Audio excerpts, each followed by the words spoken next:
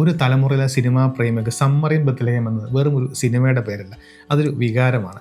അത് നല്ല മഴയുള്ള ദിവസങ്ങളിൽ നമ്മൾ കേൾക്കുന്ന സിനിമയിലെ വിദ്യാസാഗറിൻ്റെ മാജിക്കൽ മ്യൂസിക് ആകാം, അല്ലെങ്കിൽ രവിശങ്കറിൻ്റെ മോനായുടെ നമ്മളെ ഇപ്പോഴും ചിരിപ്പിക്കുന്ന കോമഡി സീനുകളാകാം, പിന്നെ പൂച്ചക്കുട്ടി അയച്ച ആരാന്ന് ഒരിക്കലും ഉത്തരം കിട്ടാത്ത ഒരു വലിയ രഹസ്യവുമാകാം. ഇപ്പോഴിതാ 98 പുറത്തിറങ്ങിയ ഈ ക്ലാസിക് ചിത്രം റീമാസ്റ്റർ ചെയ്ത് 4K തിയേറ്ററുകളിലേക്ക് വീണ്ടും തിരിച്ചെത്തുകയാണ്. പുതിയ സിനിമകളിലെ ഈ തിരക്കുകളിൽ 27 വർഷം പഴക്കമുള്ള ഈ സിനിമ എന്തിനാണ് ഇത്രയേറെ ആവേശ തരംഗം ഉണ്ടാക്കുന്നത്? എന്തുകൊണ്ടാണ് ഇത് ഇക്കാലത്ത് ഏറ്റവും ശ്രദ്ധിക്കപ്പെടുന്ന ഒരു റീ റിലീസായി മാറുന്നത്? ആദ്യമായി സമ്മറിൻ ബത്ലഹേം എന്ന് തോൽപ്പിക്കാനാവാത്ത ഒരു ടീമിൻ്റെ സൃഷ്ടിയാണ്. ജീനിയസ് തിരക്കഥാകൃത്ത് രഞ്ജിത്തും ലെജൻഡറി സംവിധായകൻ സിബി മലയിലും അവർ ഒരുമിച്ചുണ്ടാക്കിയ ഈ ചിത്രം അതുവരെ ഉണ്ടായിരുന്ന എല്ലാ നിയമങ്ങളെ മാറ്റിമറിച്ചു.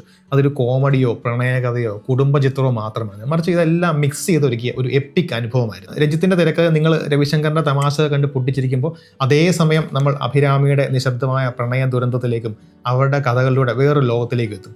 കൂടാതെ സിബി മലയുടെ സംവിധാനം 90s സിനിമകളുടെ പ്രത്യേകതയെ വളരെ ഫ്രഷായ എന്നാൽ സിനിമാറ്റിക്കും ഇമോഷൻസും കലർന്ന എല്ലാ ഭാവങ്ങളും നൽകി ജീവൻ നൽകിയ കഥാപാത്രങ്ങൾ അദ്ദേഹം സ്ക്രീനിലെത്തിച്ചു. ഇങ്ങനെ പറഞ്ഞറിയിക്കാൻ പറ്റാത്ത ഒരു അവിശ്വസനീയമായ ബാലൻസ് ആണ് ഈ സിനിമ ഇപ്പോഴും ആളുകൾക്ക് മറക്കാനാവാത്ത, മടുപ്പുണ്ടാക്കാത്ത ഒരു ഒന്നായി നിലനിൽക്കാനുള്ള പ്രധാന കാരണം. ഈ സിനിമയെക്കുറിച്ച് പറയുമ്പോൾ ഇതിൻ്റെ മ്യൂസിക് ആൻഡ് ലിറിക്സിനെ കുറിച്ച് പറയാതിരിക്കാനാവില്ല. കാരണം അത് അത്രയ്ക്കും അബ്സല്യൂട്ട്ലി ഐക്കോണിക് ആണ്. ഈ സിനിമയുടെ വിദ്യാസാഗറിൻ്റെ സംഗീതം വെറും ഒരു കൂട്ടം പാട്ടുകളല്ല, അത് മലയാളിയുടെ നൊസ്റ്റാൾജിയുടെ ഒക്കെ ഒരു ഔദ്യോഗിക സൗണ്ട് ട്രാക്കാണ്.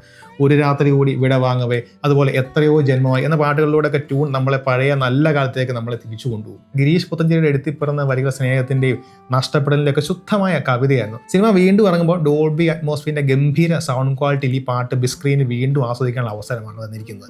27 വർഷങ്ങൾക്ക് ശേഷവും തലമുറകൾ ഏറ്റുപാടുന്ന ഈ ഗാനങ്ങൾ ഇന്നും പ്രിയപ്പെട്ടായി നിലനിൽക്കുന്നു എന്നത് വിദ്യാസാഗർ എന്ന സംഗീത ഇതിഹാസത്തിൻ്റെ ഗിരീഷ് പുത്തഞ്ചേരി എന്ന ഒരു അനശ്വര പ്രതിഭയുടെയും കഴിവിൻ്റെ അവരുടെയൊക്കെ ആ ഒരു കഴിവിൻ്റെ തെളിവാണ്. ഒരു എപ്പിക് സിനിമയ്ക്കായി ഒരു എപ്പിക് കാസ്റ്റ് വേണം. ഈ സിനിമയിലെ താരനിര അൺബിലീവബിൾ ആയിരുന്നു. ചിത്രത്തിലെ സ്നേഹം നിറഞ്ഞ രവിശങ്കർ എന്ന കഥാപാത്രം ജയറാം അദ്ദേഹത്തിന്റെ കരിയറിലെ തന്നെ ഏറ്റവും മികച്ച പ്രകടനമാണ് കാഴ്ചവെച്ചത്.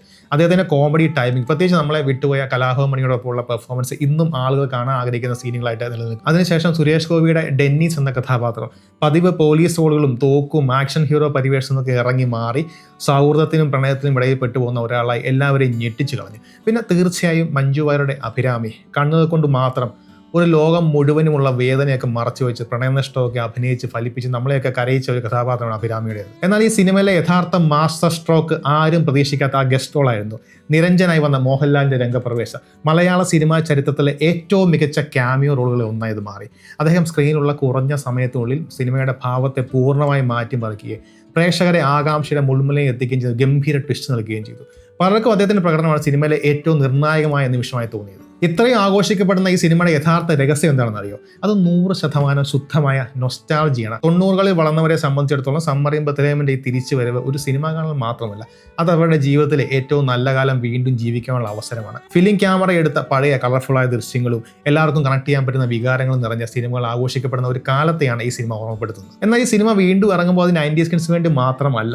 എന്തുകൊണ്ടാണ് തങ്ങളുടെ അച്ഛനോ അമ്മയോ ചേട്ടനോ ചേച്ചിയോ അങ്കിളോ ആന്റിയോ ഈ സിനിമയെ ഇത്രയധികം സ്നേഹിക്കുന്നതെന്ന് മനസ്സിലാക്കാൻ പുതിയ തലമുറയ്ക്കുള്ള ഒരു അവസരമാണ്. അതുപോലെ തന്നെ ഒരു യഥാർത്ഥ ക്ലാസിക് എന്താണെന്ന് ഒരു ബിഗ് സ്ക്രീൻ അനുഭവിച്ചറിയാനുള്ള ഒരു സുവർണ അവസരം. ഭൂതകാലത്തെയും വർത്തമാനത്തെയും ബന്ധിപ്പിക്കുന്ന ഒരു കൾച്ചറൽ മിക്സ് ആണ് ഈ സിനിമ. അതുകൊണ്ട് സമ്മറിൻ ബത്ലഹേമിന്റെ ഈ മടങ്ങിയൊരു വെറും ഒരു പഴയ സിനിമയുടെ തിരിച്ചുവരവല്ല, ഇതൊരു മലയാള സിനിമയുടെ നാഴികക്കല്ലിനെ സിനിമാറ്റിക് മാസ്റ്റർ പീസിന് ആഘോഷിക്കലാണ്. മികച്ച രചനയുടെയും സംഗീതത്തിന്റെയും മറക്കാനാവാത്ത പ്രകടനങ്ങളുടെയും തികഞ്ഞ ഒത്തുചേരലിനെ വീണ്ടും അനുഭവിക്കാനുള്ള അവസരമാണ്. യഥാർത്ഥ ക്ലാസിക്കുകൾക്ക് റീമേക്കുകളുടെ ആവശ്യമില്ല, അവ വീണ്ടും വീണ്ടും കാണുക അല്ലെങ്കിൽ കണ്ടെത്തുക. സമ്മറിൻ ബത്ലഹേമിനെ കുറിച്ചുള്ള നിങ്ങളുടെ ഏറ്റവും പ്രിയപ്പെട്ട ഓർമ്മകൾ എന്തൊക്കെയാണ്? നിങ്ങൾ താഴെ കമൻറ്റുകളിൽ പറയും. അപ്പോൾ സിനിമാ ലോകത്തെ പുതിയ വാർത്തകളും ഇങ്ങനെ രസകരമായ കഥകളും പറയാനായി വീണ്ടും കാണാം. ചാനൽ സബ്സ്ക്രൈബ് ചെയ്യുന്ന കാര്യം ആലോചിക്കുക. Thank you.